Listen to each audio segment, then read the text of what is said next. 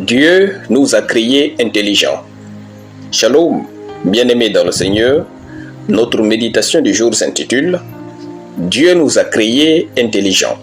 Nous tirons notre texte dans Éphésiens chapitre 4, de versets 11 à 12, qui nous dit ceci.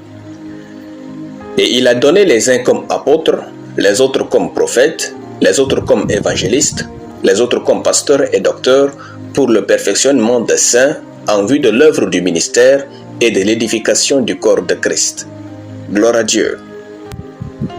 Dieu nous a créés intelligents et il s'attend à ce que nous l'utilisions pour vivre une vie heureuse. Dans le jardin d'Éden, ce n'était pas Dieu qui a nommé tous les animaux que nous connaissons aujourd'hui, malgré que certaines espèces aient disparu. C'était Adam qui les a nommés. Et Dieu était là au cours d'Adam pour les regarder faire. Frères, Dieu nous a créés à son image et à sa ressemblance. Non pas qu'il s'agisse d'une ressemblance corporelle, mais spirituelle, intellectuelle, morale et sociale. Dieu nous veut intelligents dans ce que nous faisons. C'est la fierté de Dieu de nous voir utiliser notre intelligence pour changer ce monde.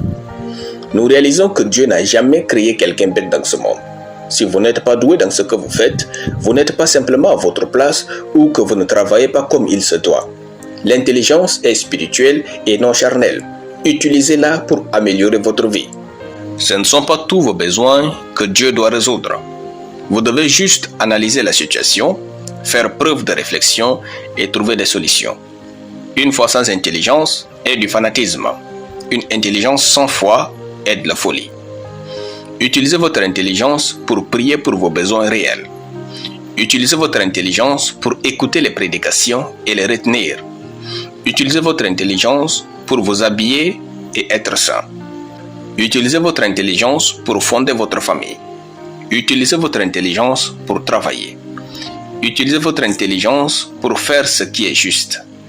Utilisez votre intelligence pour vous remettre en cause, étudier votre caractère et changer votre mauvaise attitude. Mon père spirituel nous disait un jour, je cite, « Dieu vous bénira, mais vous devez avoir la sagesse, l'intelligence et la pensée du futur. » Fin de citation. Utilisez votre intelligence pour prévoir votre futur et créer avec Dieu le genre de vie que vous désirez. Dieu n'a jamais prévu vous envoyer tout pour vivre heureux, d'où votre intelligence. Votre intelligence peut faire des miracles plus grands que ceux de votre foi. Alléluia. Prions. Je confesse que je vais à l'église à besoin au nom de Jésus. Amen.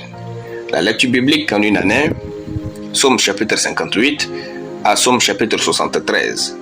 Soyez bénis, c'était le pain du ciel.